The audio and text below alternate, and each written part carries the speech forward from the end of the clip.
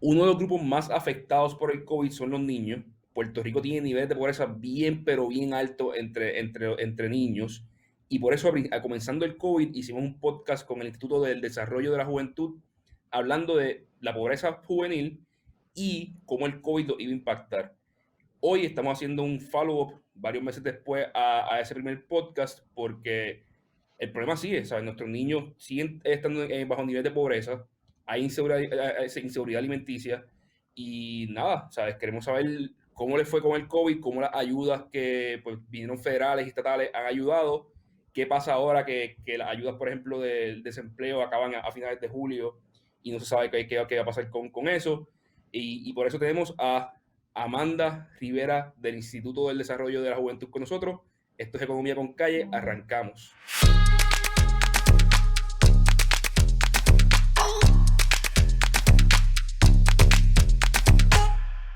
¿Cómo estás, Amanda?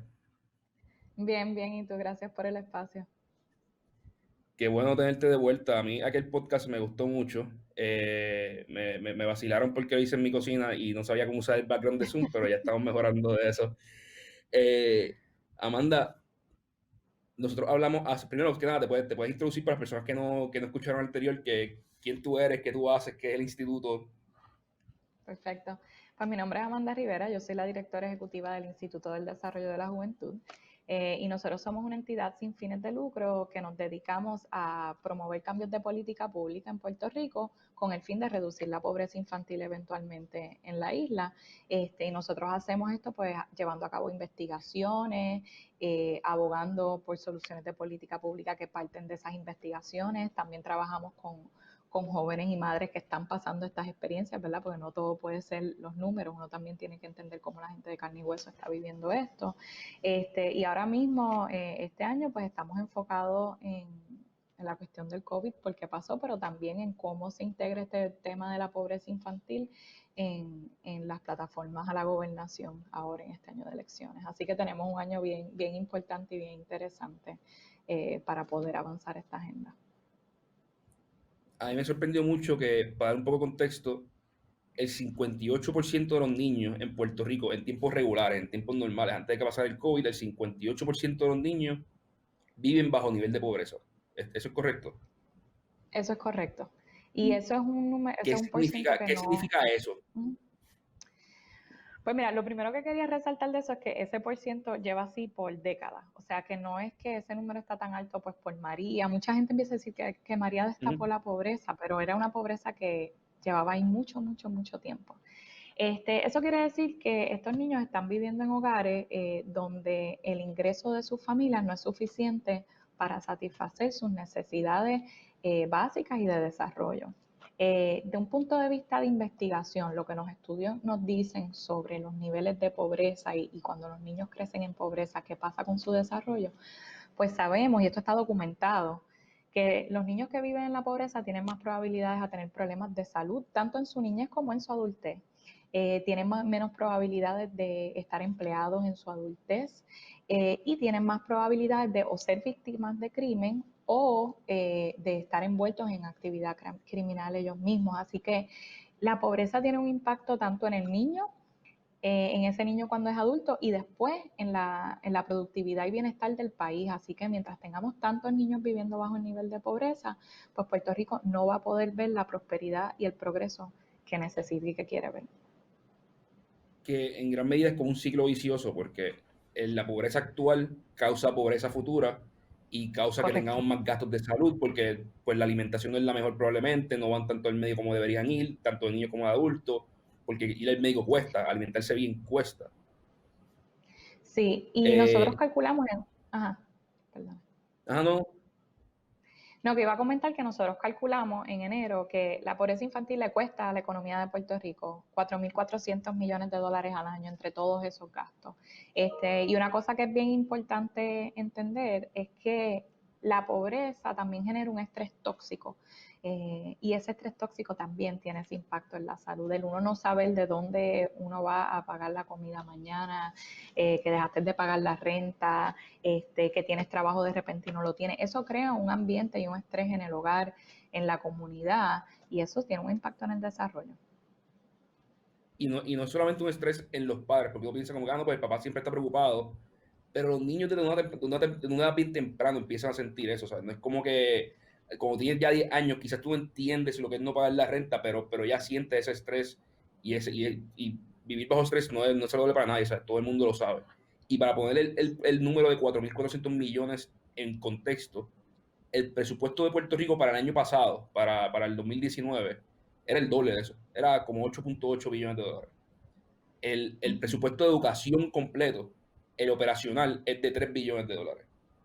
Así que, o sea, estamos hablando de que esto nos cuesta más de lo que nos cuesta educar a todos los niños de Puerto Rico en un año. Nos cuesta la mitad del presupuesto del gobierno.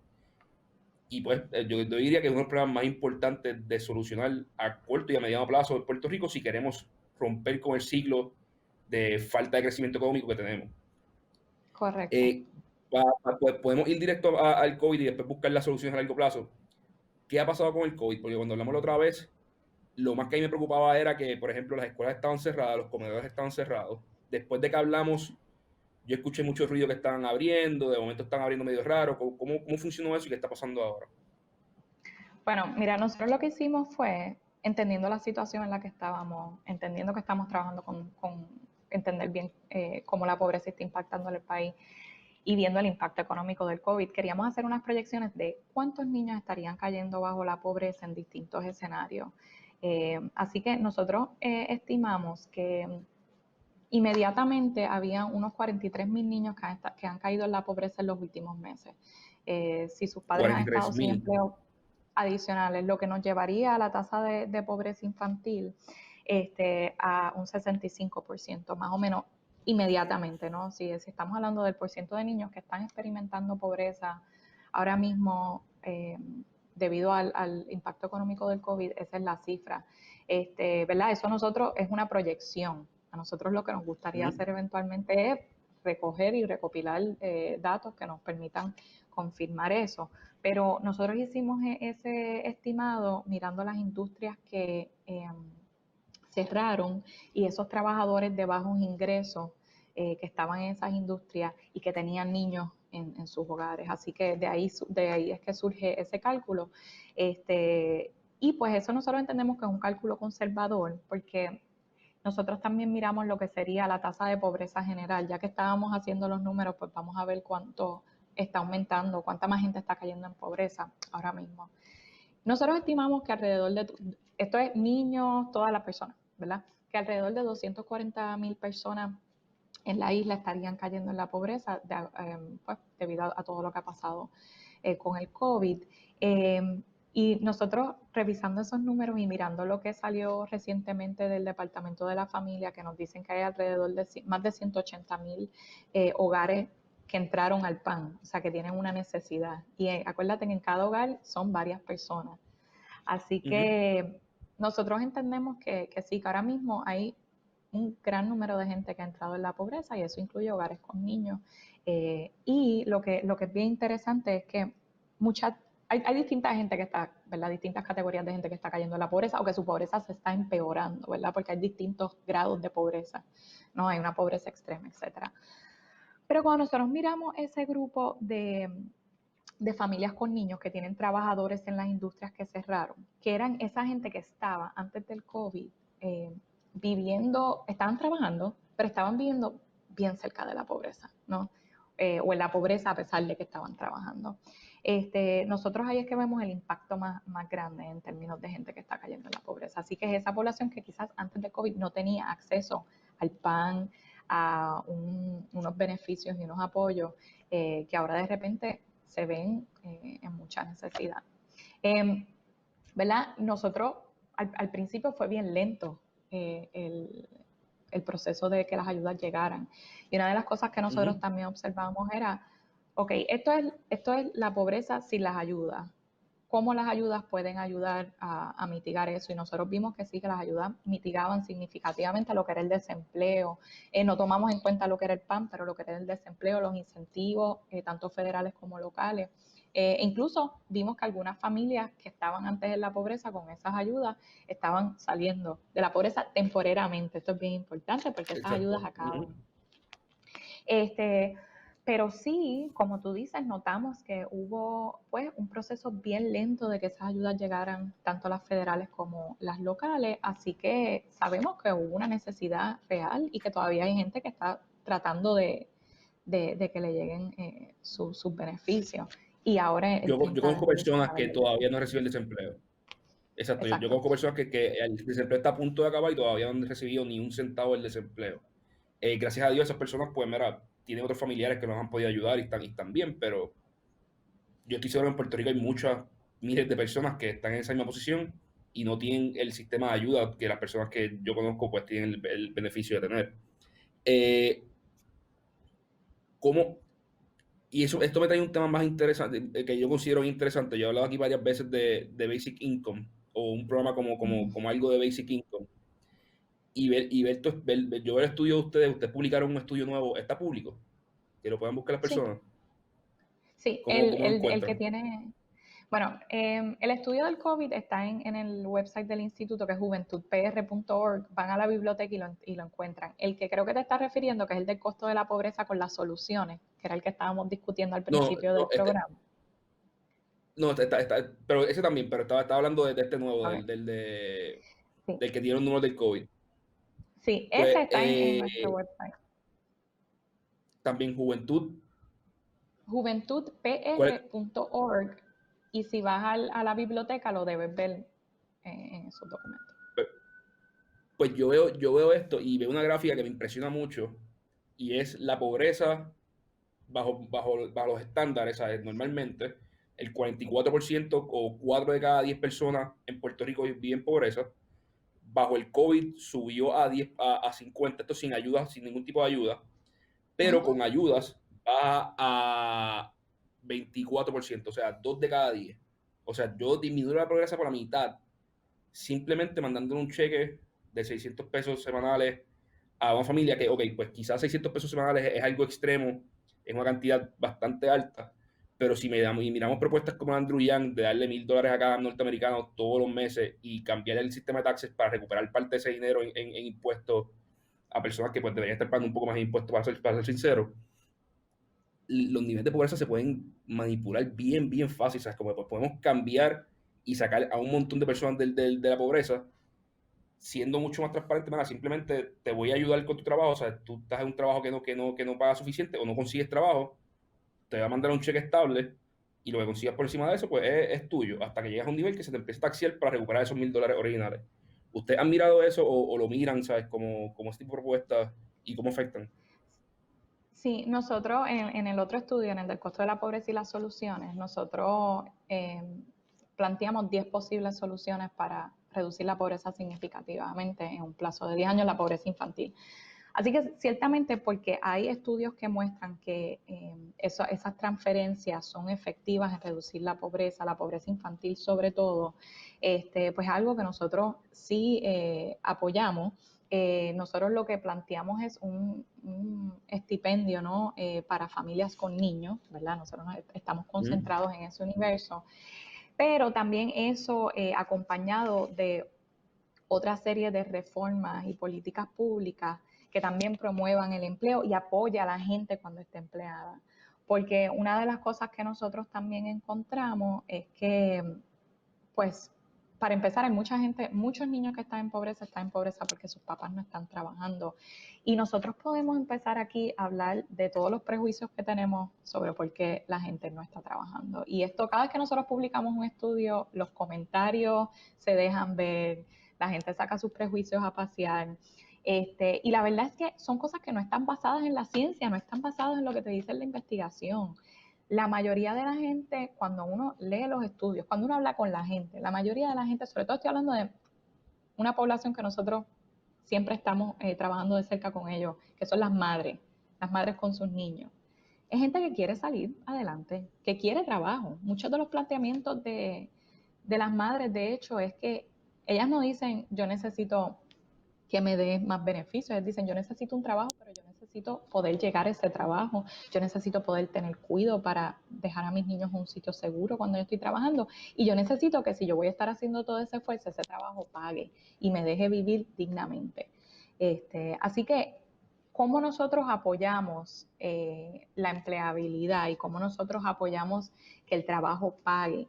Y combinamos eso también con un safety net que tome en cuenta que los niños están en un periodo de desarrollo muy vulnerable y crítico, y que hay que apoyarlo. Y entendiendo que la gente también, o sea, a veces tenemos muchos prejuicios de cómo la gente va a usar el dinero.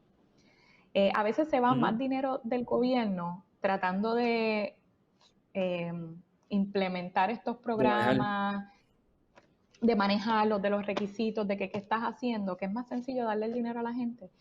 Y la gente, en su mayoría, va a hacer lo correcto. Le estás quitando ya el estrés de esa inestabilidad económica, así que ahí estás bajando el nivel de estrés automáticamente en el hogar, que tiene un impacto beneficioso en los niños. Pero sí, nosotros totalmente pensamos que esa es una de las soluciones. No puede ser esa la única pieza del rompecabezas, pero eso, de la mano con otras reformas y otras políticas públicas de empleabilidad y de apoyar el empleo, entendemos que es lo que tenemos que hacer para reducir la pobreza. Pero sí, en el corto plazo, la gente necesita ingresos, las familias con niños necesitan estar en un hogar con un tipo de estabilidad, y los estudios han demostrado que cuando ese tipo de política pública se implementa, sí hay un impacto incluso a veces hasta en el rendimiento académico del niño inmediatamente. Así que es algo que definitivamente tenemos que explorar, pero lamentablemente yo pienso que a veces aquí no estamos listos para esa conversación por los muchos prejuicios que tenemos contra la pobreza. Con los podcasts de Basic Income que hemos hablado, siempre la reacción es la misma. La gente diciendo, no, la gente, lo que van a hacer es malgastar esos chavos. O sea, es algo absurdo. Creen en un nanny state, ¿sabes? Como que el gobierno te tiene que decir cómo manejar el dinero, porque si no, la gente simplemente no es capaz de hacerlo. Y yo creo que esto fue un experimento bien interesante, que natural, porque fuimos forzados a hacerlo por el COVID. Y si tú miras, sí hubo personas que cogieron los 1.200 pesos de Trump o la ayuda de federal y fueron y se compraron unos muebles o se compraron un televisor o algo por el estilo. Pero la mayoría de las personas que yo he visto, ¿sabes? Están ahorrando dinero por primera vez en un montón de tiempo, o sea, tienen algo de ahorro en la cuenta de banco, ¿sabes? Comprando cosas que les hacía falta para el hogar realmente porque no habían podido comprarlas o hacerlas hace mucho tiempo porque no tenían los ingresos. O sea, la gente no se volvió loca por completo. O sea, sí, todo el mundo conoce un par de personas y quizás hay un par de miles de personas que se volvieron a lo loco y pues tú los veías en los coscos de la vida comprando televisores y cosas así, pero eso no fue el país entero. La gran mayoría de las personas como que se comportaron, y yo creo que si fuera algo más regular, se comportarían aún más todavía, porque esa primera vez que tú lo recibes es como que, wow, mira, un regalo, o sea, una vez, cool, o sea, cuando ya llega todos los meses y tú, como que, mira, este es un dinero para gastar en salud o en educación o algo por el estilo, pues yo creo que es interesante. Yo estaba escuchando un podcast en estos días, se me olvida el nombre del podcast, lamentablemente, pero estaba hablando de soluciones que se han probado en otras partes del mundo. Eh, y para pobreza, para salir de pobreza y ciertas cosas que lo que mira son las reformas que estaban proponiendo diferentes candidatos a la gobernación de Estados Unidos y dice, mira, ¿dónde en el mundo se ha intentado esto y cómo funciona? Y para la pobreza, muchas de las cosas que hablaron, miraron estos casos en Canadá y muchas de las cosas que hablaban era eso, mira, pues le dimos esta ayuda adicional a la madre soltera, pero lo más que le hacía falta era un cuidado. O sea, lo más que le hacía falta era poder llegar, como usted bien dijo, poder llegar al trabajo y poder dejar a su niña en un lugar donde ella supiera que podía estar segura, y no solamente que estar segura, que podía usarlo fin de semana, que podía usarlo por las noches, que tenía un horario extendido, porque el horario de los trabajos que ella conseguía no era mañana a 4 de la tarde para poder salir a las 5 y recoger al nene o a la nena. O sea, es como que, mira, no, consigue un trabajo de turno rotativo, por lo cual hace falta un sistema de cuidados que aguante el niño a veces de noche o los weekends. Y yo creo que eso es algo que aquí no lo vemos. Y no lo vemos porque muchas personas pues tienen un apoyo familiar que le puedo dejar el nene a mami o a mi tío o a mi tía, ¿sabes? O con mi hermano o mi hermana. Y se nos olvida que, mira, no todo el mundo tiene ese apoyo familiar, ¿sabes? Como que es bien difícil tú conseguir un trabajo y ir a trabajar cuando tienes un bebé y no tienes dónde dejarlo. Y los cuidados en Puerto Rico son absurdamente caros. Es algo que no es normal. Así que, de acuerdo, yo creo que es un problema bien complejo, pero que si queremos aumentar la productividad del país y empezar a trabajar y sacar gente a trabajar, tenemos que tener conversaciones reales y ver cómo solucionamos. ¿Alguien en el Sí. gobierno lo está hablando? Pues mira, Porque yo vi el primer debate nosotros, popular y no hablaron nada de esto, ¿sabes? Veo los periódicos todos los días y no veo mucho de esto. ¿Cómo está? pues mira, nosotros nos hemos reunido con todos los candidatos a la gobernación a este momento. Así que las propuestas han sido presentadas. Nosotros le enviamos un pledge para que se comprometieran con el tema. Hasta ahora han habido dos de las campañas que han incluido el tema y que han hablado del tema de pobreza infantil específicamente, que son las campañas de Pierluisi y Jennifer y la campaña de Batia. Fueron las dos campañas que al momento lo han incluido en sus temas. Con los otros candidatos ha habido muy buena recepción con el tema, nos han hecho muchas preguntas, a veces, ¿verdad? Yo creo que vamos a hablar de esto en etapas, ¿verdad? A veces la primera etapa es admitir que aquí hay un problema. Y yo creo que yo sí estoy esperanzada de que se reconoce en su mayoría que sí, que esto es un problema y estamos empezando a verlo, ¿verdad? Como este tema económico, donde a veces todavía tenemos un poquito más de, por decir, disagreement, es con la cuestión de cómo vamos a llegar ahí y qué es lo que lo va a solucionar. Y nosotros tenemos un plan que hemos planteado de 10 años que te dice cuánto te va a reducir la pobreza infantil al año, cuánta cada política pública te va a costar, y estamos trabajando aún en un plan más detallado de qué tendría que hacer el próximo gobernador en este próximo cuatrenio los primeros 100 días para implementar una agenda que encamine a la reducción de la pobreza infantil. O sea, al nivel de este tipo de orden ejecutiva, este tipo de legislación, ese nivel de detalle nosotros le vamos a plantear a ellos, pero eso va a ser ya en diciembre más o menos, cuando ya sepamos quién va a ser el gobernador o la gobernadora. Ujú. Así que yo diría que hay un consenso, hablando, ¿verdad? Cuando estamos hablando de los candidatos a la gobernación, hay un consenso, hay un interés. Quisiéramos ver más acción de parte de ellos, quisiéramos ver que esto se hable en los debates. Ciertamente estamos viendo un poquito de progreso, pero por ahora no es suficiente. Una de las cosas que yo creo que se ha hecho más difícil es que usualmente pensamos en los niños en el contexto de la educación. Entonces, si estamos hablando de educación, ya trabajamos el tema de los niños y los niños viven en muchas más esferas que la escuela. Eso es obvio, ¿no? Pero a veces se nos olvida.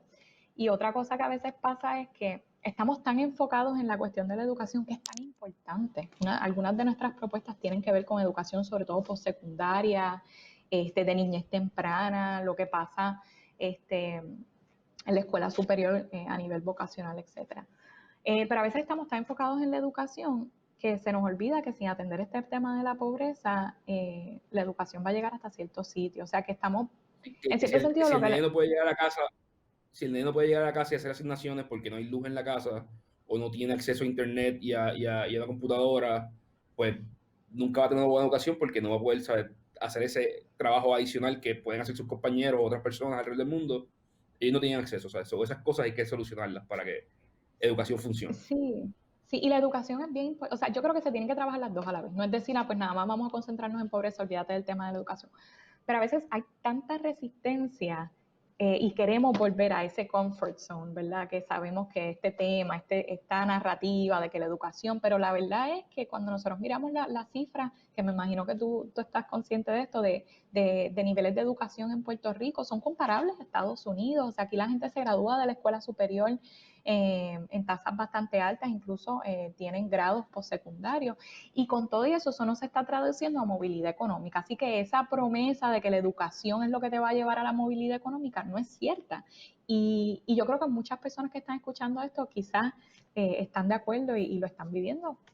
Tienen grados asociados, tienen bachilleratos y no consiguen trabajo. Así que no podemos esperar que eso sea lo único que solucione. Y pues a veces es que la conversación de la pobreza es una conversación incómoda, porque Ujú. es una conversación sobre desigualdad en el país, es una conversación sobre recursos, y eso pues incomoda a la gente, y es normal, ¿verdad? Pero yo creo que como país tenemos que empezar a asumir este problema que tenemos y enfrentarlo. Y lo último que voy a decir sobre eso, y a tu punto de las críticas que salen, de los comentarios, mucha gente que está viviendo en la precariedad económica y en la pobreza o cerca de la pobreza no se considera pobre.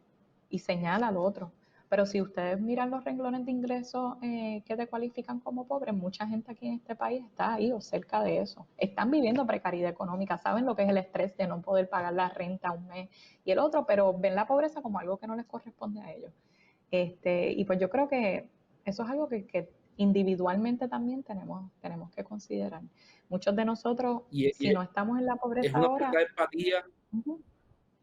¿Es una falta de empatía, tú crees? ¿O es simplemente que como una negación de que yo trabajo y pues yo no puedo ser pobre porque yo trabajo y no quiero aceptarlo? Yo creo que es ¿O es una una falta de negación. conocimiento Yo creo que más que nada es que a veces tenemos un poco de negación. A veces a muchos de nosotros quizás estamos en una posición relativamente estable, pero la mayoría del país, si está en una posición estable, sus abuelos vivieron en la pobreza. O sea, nosotros estamos una o dos generaciones away from poverty. Y yo o, creo que también o nos hemos, estamos a un cierre de trabajo? O sea, porque aquí muchas ¿qué fue lo personas, que mira, pues tengo pasara una con el posición COVID? estable ahora mismo. Exacto. Y tengo una posición estable ahora mismo porque trabajo en tal banco, trabajo en tal corporación que existe hace 30 años. Pero si esa corporación deja de existir, tu salario de 40,000, de 50,000, de 60,000 dólares al año no se puede encontrar en más ninguna parte en Puerto Rico. Por lo cual tú automáticamente vas o sea, o coges un recorte salarial masivo o te tienes que mudar de país, que no es como que se puede reemplazar, ¿sabes? Como era, pues yo tengo una suerte de que tengo este trabajo estable y siempre y cuando esta compañía sigue existiendo, pues estoy estable. Pero estoy a ley de nada, ¿sabes? Pero, por ejemplo, te vas a un lugar, a Texas, y pierdes un trabajo porque la compañía cerró, pero hay cuatro más abriendo que están buscando a alguien como tú para hacer ese trabajo y pagando bien. ¿Sabes? Que hay movilidad, y yo creo que ahí es que va la movilidad y ahí es que va todo lo otro. Que aunque quizás, ¿sabes? Tú no puedes decir, mira, pues yo no soy pobre hoy, pero no sé mañana, porque si mañana mi trabajo deja de existir, pues realmente no hay donde yo fit en esa ecuación. Y mucho más para personas mayores, ¿sabes? Personas que están 40, 50 años, que llevan 20 años en compañía. Es bien difícil conseguir trabajos nuevos y que paguen lo que ellos están acostumbrados y que se puedan mantener. Sí, y yo creo que en ese contexto de vulnerabilidad económica en la que vivimos la mayoría de los puertorriqueños es que tenemos a veces ponernos en esos zapatos y sobre todo los que tenemos hijos, este, y pensar que a mí me gustaría, o sea, yo quiero lo mejor, para empezar de que cuando uno tiene hijos uno quiere lo mejor para ellos. Y eso es igual en todas las clases sociales, aunque la gente no lo quiera, ¿verdad?, ver. Pero si uno quiere lo mejor para sus hijos, uno no quisiera poder tener las herramientas para sacarlos adelante. Y quizás esas mismas herramientas que se hacen disponibles son herramientas de las que se beneficia más gente, o sea, no nada más la gente que está en pobreza, ¿no? Pero un mejor sistema de cuidado, más programas de horario extendido, programas que capaciten a la gente para la economía y lo que la economía está pidiendo, ¿no? Son todas cosas que ciertamente sacan a los niños y a las familias con niños de la pobreza, pero pueden impactar a mucha más gente en el país. Y yo creo que de eso es lo que nosotros estamos hablando y planteando, que tenemos que empezar a priorizar el desarrollo económico y la movilidad económica de las familias con niños en este país, que la mayoría están viviendo en una precariedad económica. ¿De acuerdo? Y para las personas que vean esto y digan, eso es socialismo y en un país capitalista eso no se puede hacer, yo creo que están equivocados, que en un país, y más en un país capitalista, hay que buscarle la forma a las personas de que puedan salir a trabajar, de que puedan tener hijos, porque, por ejemplo, o sea, yo soy uno y muchos de mis amigos no tienen hijos porque simplemente lo ven económicamente no es viable y me restringiría demasiado mi habilidad de trabajar, mi habilidad de seguir haciendo cosas porque no hay cuido, ¿sabes? O un cuido cuesta $1,000 al mes o $600 al mes y pues decidimos, mira, no, o lo voy a trazar o nunca va a ocurrir porque, porque eso no existe. Si la sociedad realmente quiere, esto puede ser parte fundamental de que la sociedad funcione y se pueda trabajar. No es lo mismo que el gobierno controle todo y no tiene que ser un programa gubernamental gigantesco, o sea, se puede hacer free markets, pasar el dinero a la gente, que ellos paguen un cuido. Si deciden usarlo para otra cosa y no pagan cuidos y tienen un desorden en la casa, mira, pues el departamento de familia se va a encargar de eso cuando se entere. Pero, o sea, no hacer un programa gigantesco en el que, como tú bien mencionas, el 50% de los fondos se vayan a fiscalizar que el otro 50% de los fondos se utilicen bien.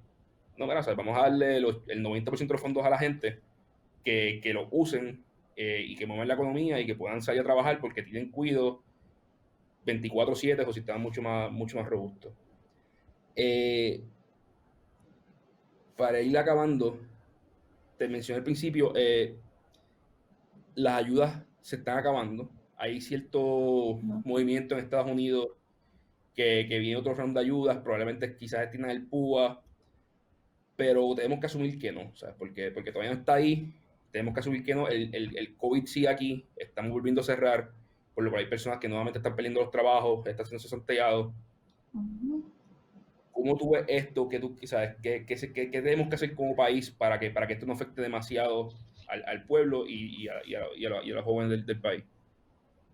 Bueno, yo creo que ciertamente nosotros tenemos que estar vigilando lo que está pasando a nivel del Congreso. Ahora mismo hay varias propuestas, se está hablando de algunas propuestas, pues continúan el PUA, pero bajan la cantidad, en vez de ser 600, están hablando de 200, 400 semanales. O sea, hay distintas maneras que esto se pudiera ver.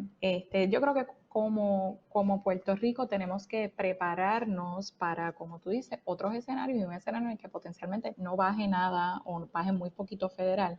Y tenemos que comenzar a asumir la responsabilidad por nuestras familias con niños.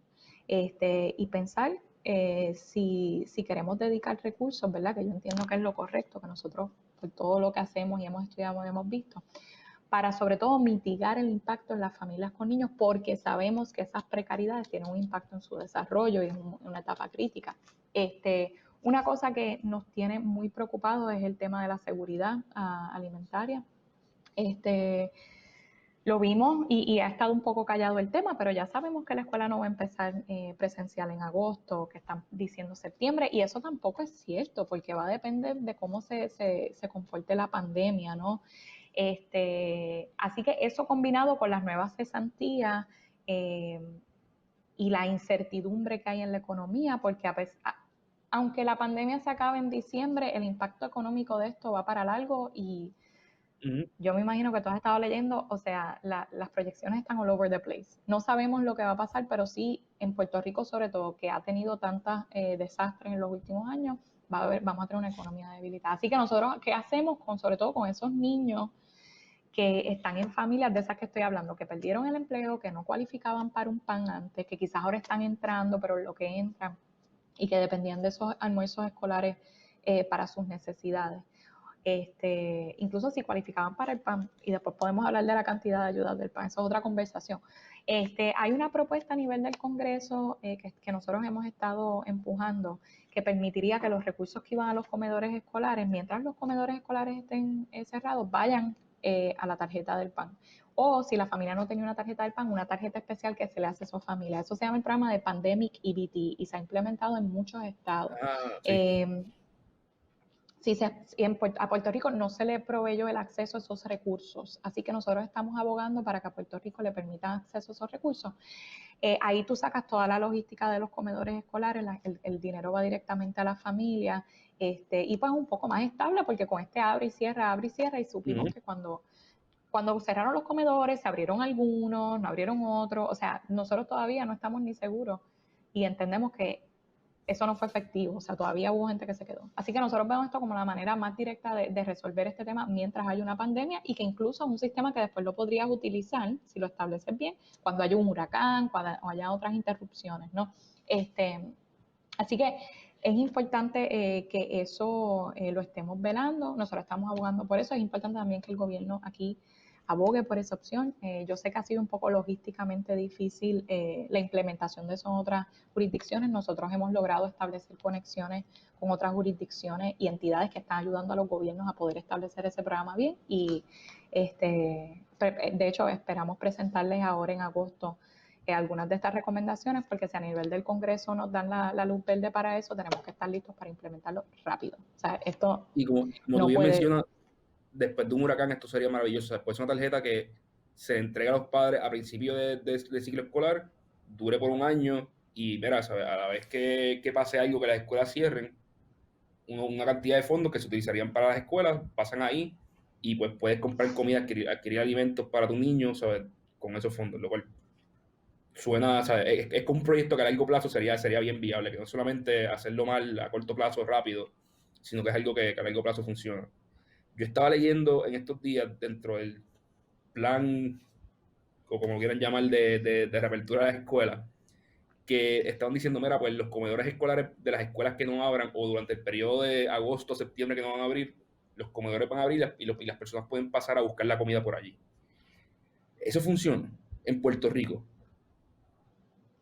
Como Bueno, que esa pregunta, para mí, anything is better than nothing. O sea, yo creo que, pues, mira, totalmente, estamos mejor que cuando decidimos cerrar los comedores y ya.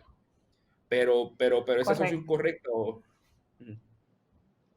Pues mira, eso, como tú dices, eso es mejor que nada. Pero yo hablé un poco antes sobre la cuestión de transporte, que es bien real. O sea que, sobre todo en pueblos ya de la montaña, que de hecho es donde hay unos niveles de pobreza bien altos, que son pueblos más remotos, pues a veces eso puede ser un poco difícil. En algunas jurisdicciones en Estados Unidos han experimentado con delivery, ¿no? De los alimentos. Pues y también está la cuestión de a cuánta gente estamos exponiendo, ¿verdad? Cuando la gente tiene que salir, hacer un pico, o sea, te añade un nivel de exposición al virus que quizás si lo hacemos pues algún tipo de delivery, es mejor que nada, pero por eso nosotros entendemos que esta opción del Pandemic EBT te simplifica de verdad la ecuación y es mucho más seguro en términos de salud. Así que definitivamente mejor que nada, pero sobre todo yo diría que en eso, ¿verdad? Quizás en una comunidad donde los niños van caminando a la escuela, está cerca, ¿verdad? Pues ahí podría funcionar, pero sobre todo en estos pueblos remotos, es un reto. Sí, y como que requiere que pues entonces el padre se pare y vaya y busque la comida, ¿sabes? Que quizás no, lo mismo, si el papá está trabajando o algo por el estilo y él se está quedando con un familiar que no tiene acceso a moverse, o sea, el papá lo lleva por la mañana a la escuela y Correcto. lo busca por la tarde. La logística de ir a buscar el almuerzo pues no es la misma. Eh, Sí. Y para ir, ajá. no, no, coge. No, te quería preguntar, mencionaste el pan y me gustaría tocarlo rápidamente. Yo sé que el pan en Puerto Rico funciona diferente a Estados Unidos. Allá es SNAP, acá es NAP. O Sí, estoy bien, tengo correcto. las siglas bien. Y lo que resulta es que aquí nos dan una cantidad, digamos, $1 billón anuales, y no importa cuánta gente ustedes tengan, tienen $1 billón anuales. Si la cantidad de pobreza aumenta, pero lo que pasa es que las personas reciben más personas, pero menos cantidad cada una, porque los fondos son limitados, o sea, tienen un tope. Mientras que en los estados, bajo SNAP es por persona, por lo cual le llega una cantidad. O sea, si mañana entran 50.000 personas al sistema, lo que se hace es que se recibe más dinero de federal para darle la cantidad exacta que esas personas merecen según su nivel de pobreza. ¿Hay algún movimiento en Puerto Rico para cambiar o sea, como que de cabildeo o algo por el estilo, para cambiar de NAP a SNAP? Porque los números que yo he visto es que podríamos recibir casi $2 billones adicionales en ayuda, y yo estoy seguro que eso sacaría un montón de personas de la pobreza y nos ayudaría en gran medida, porque aquí hay un montón de personas que no reciben pan, o que reciben bien poquito, que recibirían un montón más, pero es que el sistema no aguanta. Sí, sí, hay un movimiento, hay dos opciones. Hay una opción de movernos a Snap, que es una opción que se está cabildeando, y hay otra opción de aumentar la cantidad que está en el block grant. Desde María, o sea, llevamos 3 años que los niveles del PAN están artificialmente, están inflados, porque por eso es que nosotros cada vez que, precisamente por lo que explicas, cada vez que hay un desastre tenemos que pedir más dinero porque no nos va a dar la cantidad que nos dan. Así que llevamos ya años entre los terremotos, el earthquake y ahora el terremoto, el huracán y ahora la pandemia, que cada vez que hay un desastre tenemos que estar pidiendo que nos den más dinero, y por eso ustedes escuchan en las noticias que están pidiendo más. Los estados no tienen que hacer eso porque es un entitlement para la gente. Mientras tú tengas gente que lo necesita, ese dinero está asignado. Así que hay dos movimientos a nivel del Congreso y grupos de abogacía que están mirando la posibilidad de cambiar de Puerto Rico de NAP a SNAP o aumentar la cantidad. La razón por la cual a veces se plantea aumentar la cantidad y no cambiar a SNAP es porque bajo NAP, al ser un block grant, Puerto Rico tiene unas flexibilidades que quizás bajo el programa SNAP no tendría. Por eso también es que en Puerto Rico no teníamos el requisito del trabajo para el PAN por tanto tiempo. En SNAP se tiene hace años el Able-Bodied Workers Requirement, que es algo que aquí no, ahora es que se va a empezar a implementar. Así que tenemos ¿verdad? Una flexibilidad bajo PAN y todo eso se está evaluando. Hay una entidad que se llama Center for Budget and Policy Priorities que están bien enfocados en este tema y van a estar publicando específicamente de esto. Creo que sería súper bueno traerlos aquí para que hablen sobre los distintos escenarios. Pero una cosa bien importante que quiero recalcar con este tema del PAN y que a nosotros nos interesa mucho es que bajo el PAN tradicional tenemos unos renglones de ingresos bien bajitos para tú poder recibir PAN. Antes, olvídate de los desastres, ahora mismo está como inflado y no es lo que tradicionalmente. Pero para darte una idea, en el 2016 eran $713 al mes de ingreso que tú podías tener con una familia de 4 para tú poder ser elegible para el PAN. Y potencialmente 713. podríamos volver $13 al mes. Si tú tienes más de esos ingresos, digo, hay unas cuestiones que se toman en consideración, pero si tú tenías más de eso, no cualificaba para una familia de 4. Ahí, ¿verdad? Eso es una ecuación un poquito, no es nada más el ingreso, son otras cosas, pero en general, para que tengas una idea. En SNAP es $2,200 al mes el renglón de ingreso. Así que... Van a mí por interrumpirte ahí, pero es que estos son los temas que a mí me sacan. Eso es algo que la gente, que todo el mundo que habla de que no, aquí nadie quiere trabajar, eso es una de las cosas que tienes que mirar. Como que si tú te quedas más de $713 ahora mismo mensuales, con la fórmula que yo sé que es un poquito más complejo, ya no puedes recibir la ayuda del PAN, mientras que en un estado como Florida puedes ganarte $2,200 mensuales, que eso es 24,000 pesos al año. O sea, aquí estamos hablando de 8,400, allá estamos hablando de 22,000, por lo cual te permiten trabajar. Nosotros hemos hecho un sistema que es tan y tan restringido y estamos buscando evitar tanto el fraude, que lo que hacemos es que le imposibilitamos a la gente salir a trabajar y los obligamos a hacer trucos, los obligamos a trabajar fuera por debajo de la mesa o a conseguir guisos en vez de trabajos reales, porque realmente ningún trabajo o sea, yo en la universidad trabajando part-time, trabajando 20 horas al mes, me ganaba eso. O sea, es que trabajando un part-time al mínimo como universitario, ya tú quitas esos números y no serías, o sea, si tuvieras una familia, no podrías mantener tu familia con ayuda del PAN. Sí, y entonces pues, ahora mismo pues los niveles la gente va a estar entrando ahora mismo no está muy claro si a qué han ajustado los niveles, pero es mucho más de eso desde María, porque ha entrado más dinero. Pero el punto es que si tenemos más fondos para el programa del PAN o de asistencia nutricional, podemos apoyar el trabajo, y eso es algo que como que la gente pierde. Cada vez que se habla de más PAN, la gente, ya, y vienen los cuponeros a coger más ayuda, a mí nadie me da nada. Pues mire, quizás usted está trabajando y tiene razón que está trabajando y no está recibiendo ayuda, pero a la medida que entren más fondos para eso, a usted se le va a poder apoyar. Si usted está trabajando, está en el umbral de la pobreza o cerca de ella, puede recibir, ¿verdad?, ese apoyo, y en ese sentido se incentiva el trabajo. Pues porque puede seguir trabajando y manteniendo un tipo de apoyo. Así que eso es algo que nosotros hemos estado velando, y también pues dentro de este contexto, ¿verdad? Sabemos que el 29% de los niños que están viviendo en la pobreza califican para el PAN actualmente como está estructurado, así que incluso uno estando en la pobreza, no necesariamente, ¿verdad? Yo quiero, el contexto ahora del COVID es bien diferente, pero esto es todo temporero, esto es artificial. Esto lo pueden quitar, ya en un año se acabó el dinero y volvemos a los niveles de antes. Así que definitivamente pues hay un trabajo que se tiene que hacer al nivel del Congreso, y es importante que estemos pendientes. Bueno, Amanda, muchas gracias por tu tiempo. Gracias a Las ti. personas que quieran encontrar los estudios que hemos hablado hoy, que es el de la pobreza en el COVID y el de la pobreza general de infantil que habían con las propuestas de cómo arreglarlo, que hablamos hace varios meses, ¿lo puedes conseguir dónde? El del COVID lo pueden conseguir.